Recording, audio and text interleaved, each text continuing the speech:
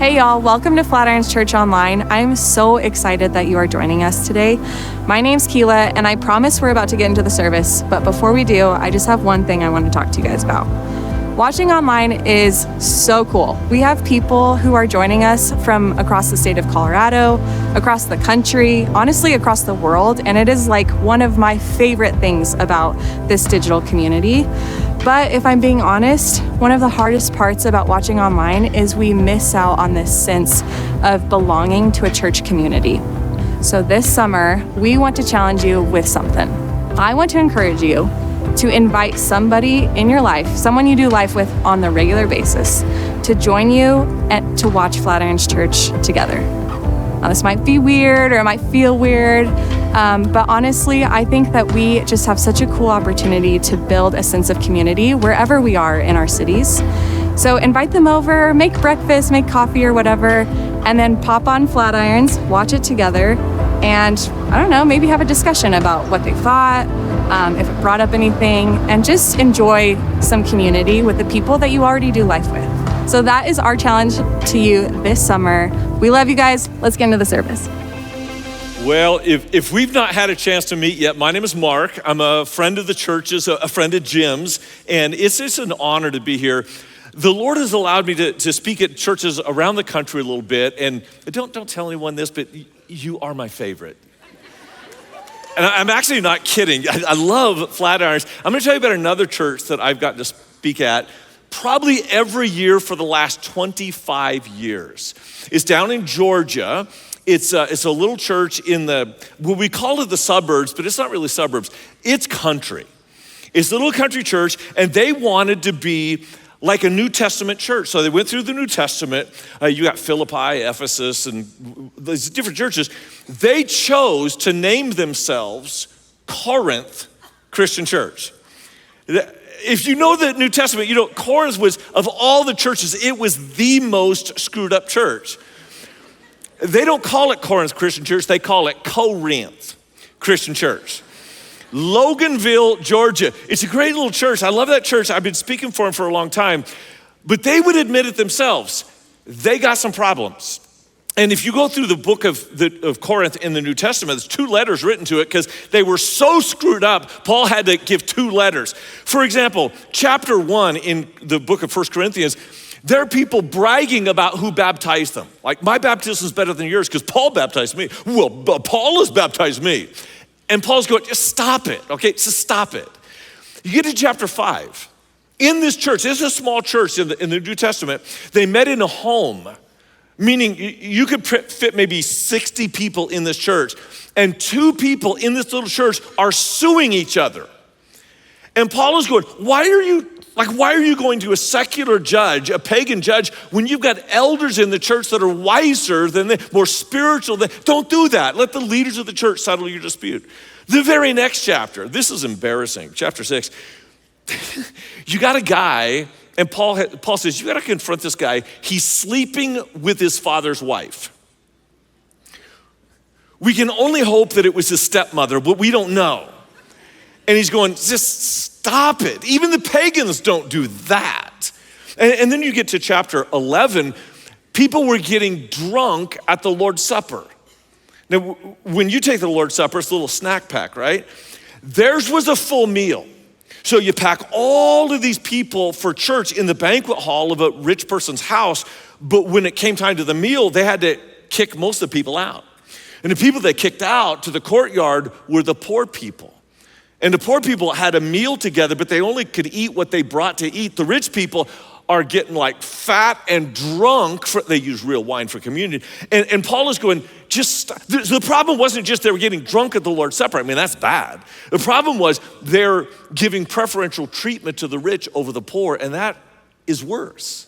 All kind of problems with this church. This little church, they decided to call themselves Corinth Christian Church.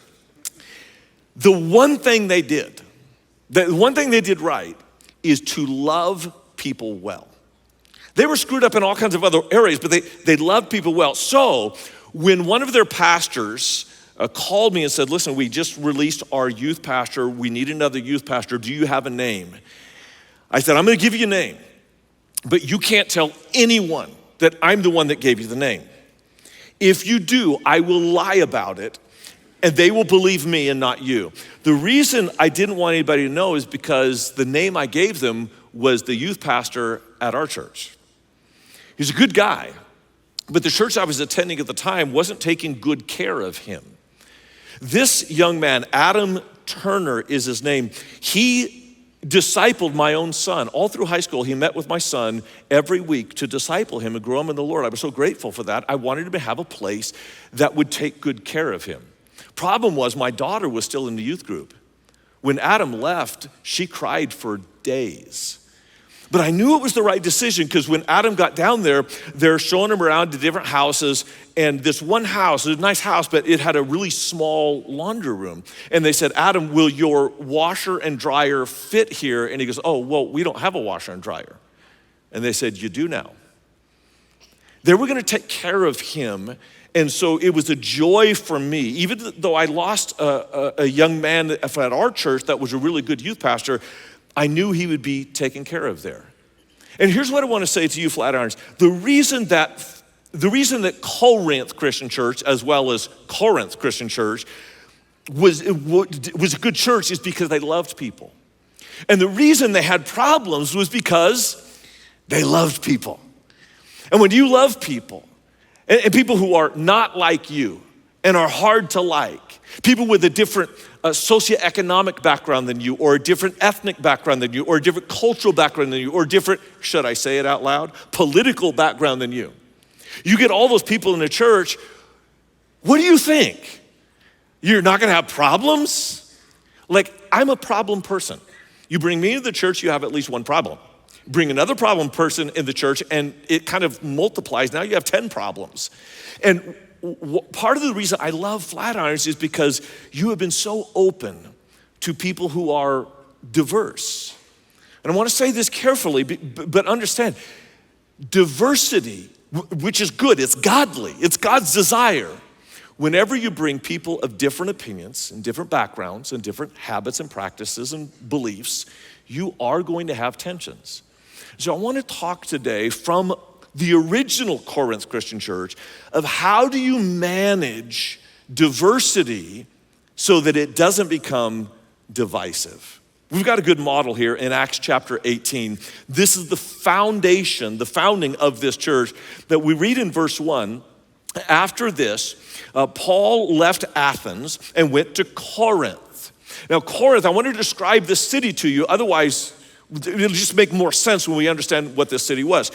The city of Corinth was a place that was the capital of capital in the ancient world. It was the financial mecca of the ancient world, part of because of where it sat. And if you go to Corinth today, to the archaeological site, you will see with your own eyes how wealthy they were back then. For example, here's the marketplace of Corinth. This is 2,000 years of being neglected. It still looks pretty stinking cool. If that's your mall, you are loaded. And that was their mall. Not just the marketplace, but their main temple was the temple to Apollo. Look at this bad boy. These pillars, they're still standing. There used to be 36 of these pillars. Those pillars are over 30 feet high. And every single pillar, the technical term is monolithic, one stone. Dude, we don't even know how they moved them. If two grown men put their arms together, you could barely get your arms around one of those pillars. That was the centerpiece of the city. You also have in this city an inscription. And the guy's name was Erastus. He was the CFO of the city. And I had heard about this inscription, but I hadn't seen it the first couple times I went to Corinth. And I asked our tour guide, like, where is this inscription? And she goes, oh, that's not in the main marketplace. That's in the secondary marketplace for the rich people. I said, well, you gotta show me. So she walked me through these weeds down the hill, and I saw this inscription, 6-inch letters, Erastus. Can you read it there? The E is clear on the end, R-A-S-T, here's a T. V is in Latin, that's a U, and S, that's Erastus. I geeked out over that. And you're going, why? It's just like letters in the ground. Okay, because these are the only letters inscribed while the person was alive that you can read in stone and in the Bible. This Erastus, the CFO of the city, who paid for this marketplace, became a traveling companion of the Apostle Paul. 3 times we read his name. Here's Romans 16. Erastus, who is the city's director of public works, and our brother Quartus send you their greetings. What we're reading today is not this once upon a time fairy tale. These are real people in real places with real problems. And part of the problem with having a lot of money is you can buy some vices. And one of the vices that wealthy people often lean into is sexual immorality. Corinth was a place of rampant sexual immorality. In fact, at the very top of the hill in Corinth was the temple of Aphrodite. You can see the outer walls at the very tippy top of the hill. If you go there, don't climb the hill to see it. All you're seeing is the outer walls. You see it from the ground. So there's the temple of Aphrodite. She's the goddess of fertility. How do you suppose you worship a goddess of fertility? Very differently than we worship here today. I'm just saying. The rumor was, and I haven't been able to confirm this, but the rumor was that the people of Corinth, in honor of the goddess Aphrodite, to keep her from getting mad at them and destroying their city, they would give their virgin daughters to temple worship.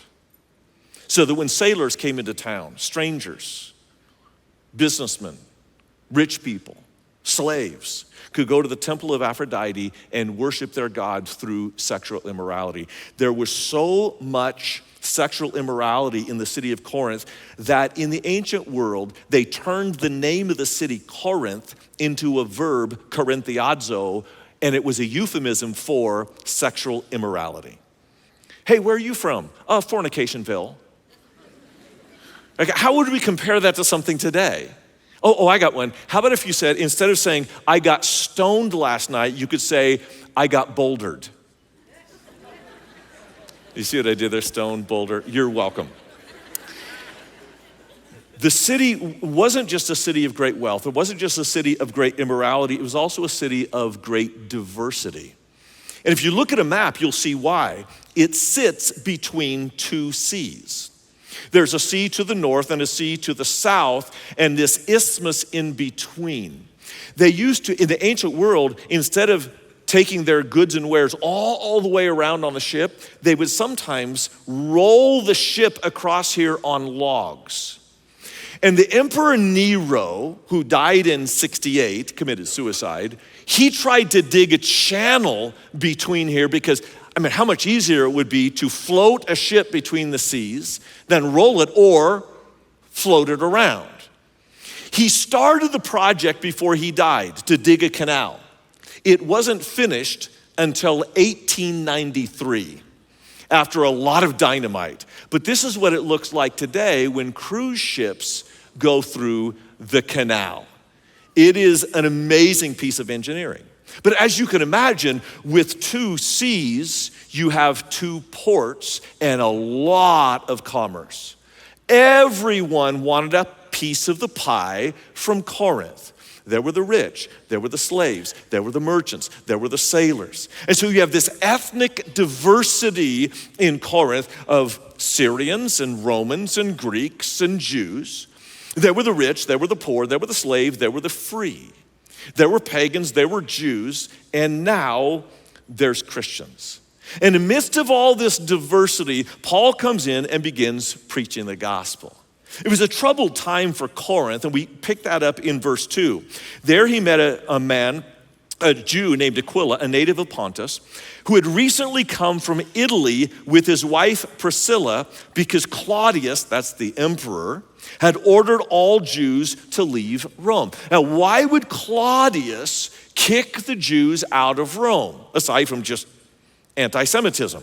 Well, apparently there were the fighting among the Jews. And in a non-biblical source, we read why Claudius kicked them out. It says this in Suetonius: since the Jews constantly made disturbances at the instigation of Chrestus. You see that word Chrestus? What does that look like to you? Christ. The E, this is TMI, I know, but the E and the I in Latin sound exactly the same. So this was a common misspelling. It looks like there were Jews in Rome that were saying, we believe that Jesus is the Christ or the Messiah, and other Jews say he's not the Messiah, and they began fighting. The Roman emperor hated, he didn't care about sexual immorality. He didn't care about financial mismanagement as much as he cared about riots in the city of Rome, because that could spread too quickly. So he kicked them all out. And here Paul is friends with these two people who've come from Rome. They got kicked out because of the political turmoil. That will be important in a moment. Paul went in to see them, and because he was a tent maker, as they were, he stayed and worked with them. Every Sabbath he reasoned in the synagogue, trying to persuade Jews and Greeks. So you got these three tent makers, Paul, Priscilla, Aquila. They're working hard during the week. On the weekends, they're preaching the gospel. But in the next couple of verses, Timothy comes, and he's got an offering from the other churches that Paul had planted. So now Paul can afford to preach every day, not just on the weekends. And when Paul preaches, this is like you can count on it. Whenever Paul goes to a synagogue, he's going to create a disturbance. He was so unrealistic about his ability to calm people down. He goes, oh, no, let me go, I'll calm them down. He never did. Like, why would you think you were calming people down when all you ever do is divide the synagogue? Because he is so dead set on Jesus is the Messiah. And many of the Jews are going, wow, he is. And others are going, wait. No, I'm not sure that we believe that yet. So Paul predictably divides the synagogue. Look at verse 7. Paul left the synagogue and went next door to the house of Titius Justus, a worshiper of God. So instead of like going across town, no, he goes right next door. How do you think that's going to work out? And part of the crowd that went with him was, verse 8, Crispus, the synagogue leader, and his entire household believed in the Lord, and many of the Corinthians who had heard Paul believed and were baptized. So now Paul has taken the main leader of the synagogue. I'm going to be historical for just a couple more minutes, right? And then we'll apply this. I'm not boring you, am I?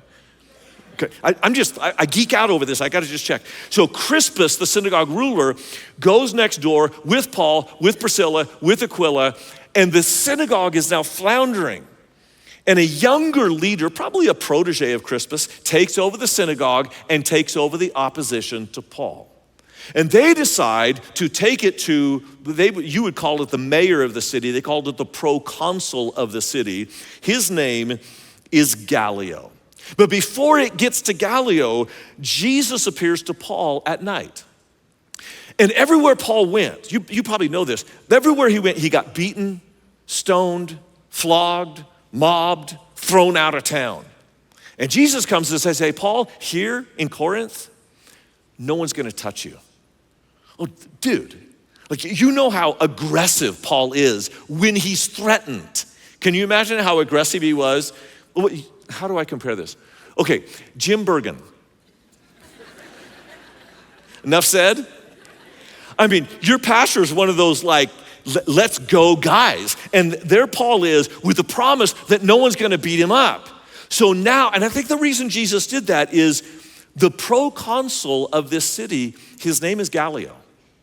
Gallio's brother was the famous Seneca, the advisor to the emperor himself. If this trial goes badly, it will go badly for all Christians everywhere.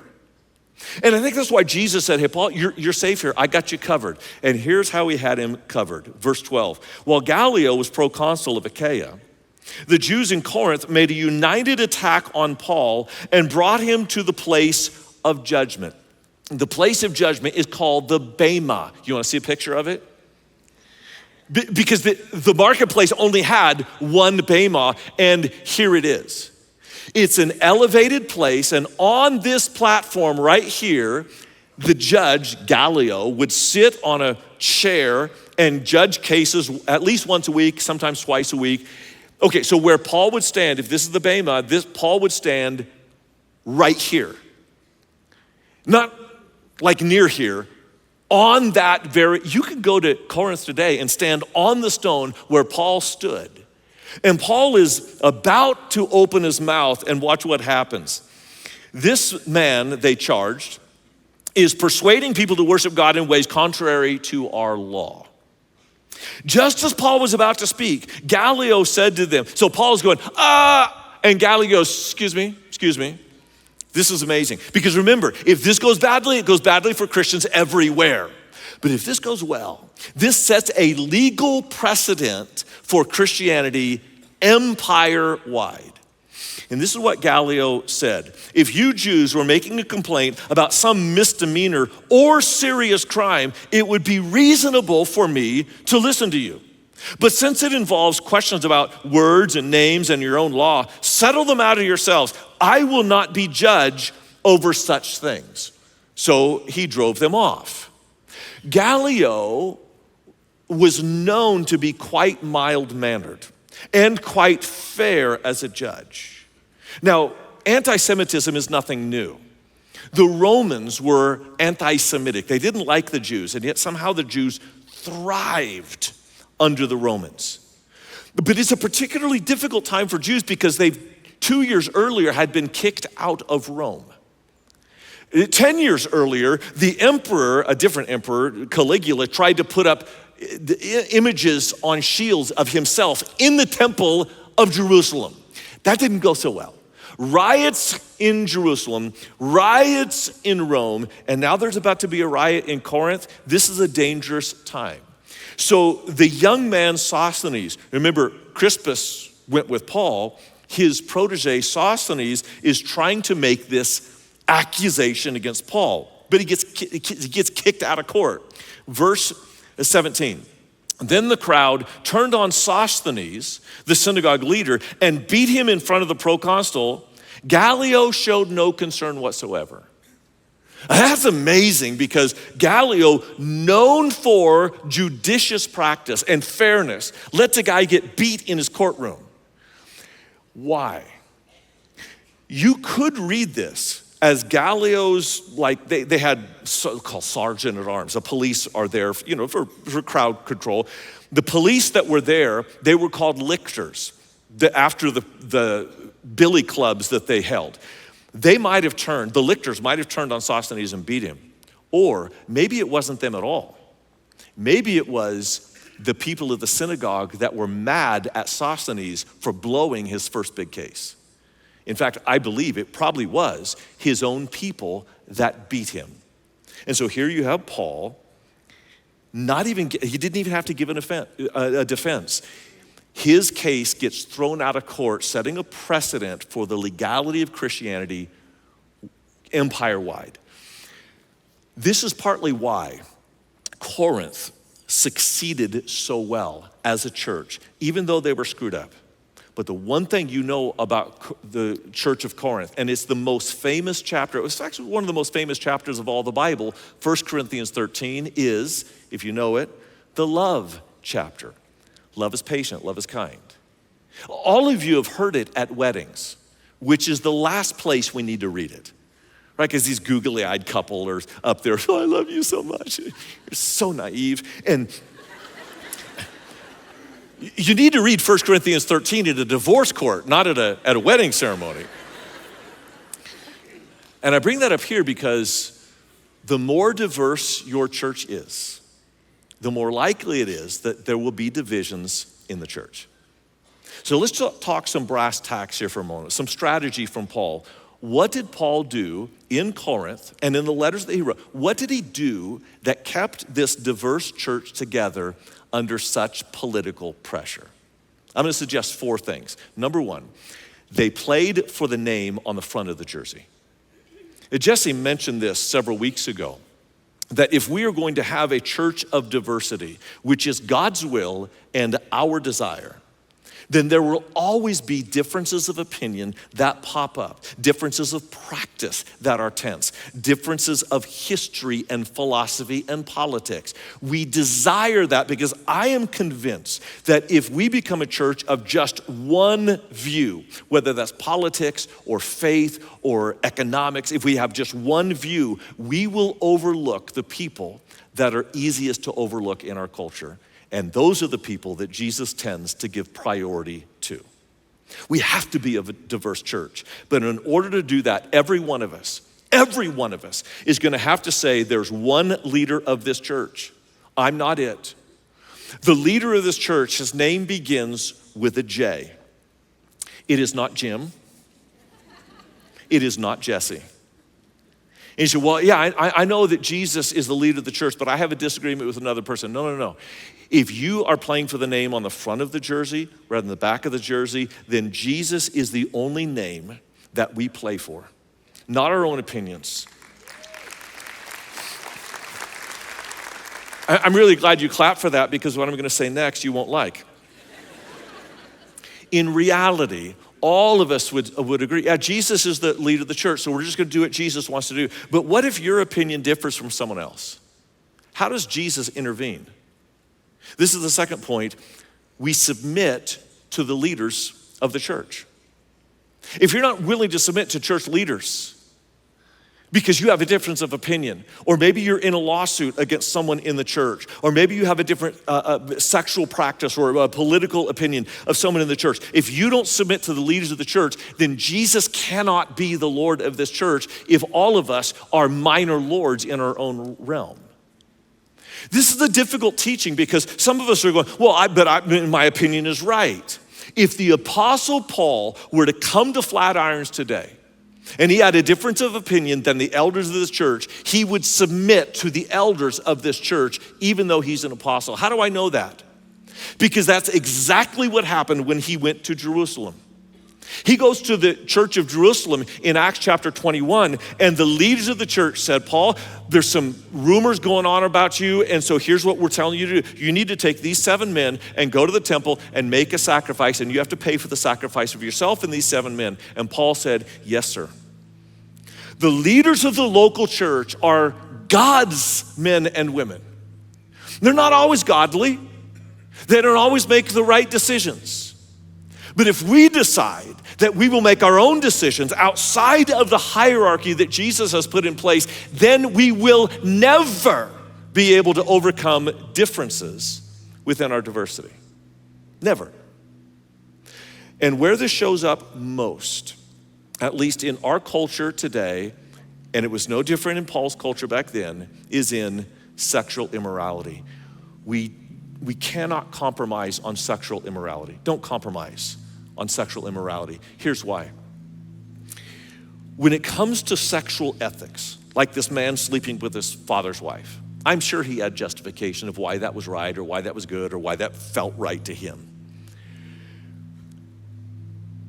But when we decide to act based upon our feelings or emotions or what we think is best for us, can we just admit we don't always make the best decisions about what is best for us? And I'm in a conversation right now with a young couple in our church. And she in particular she doesn't agree with the biblical values that our church has stood on for sexual ethics. Fair enough, people have disagreements. But she has decided that she is wiser than the leaders of the church.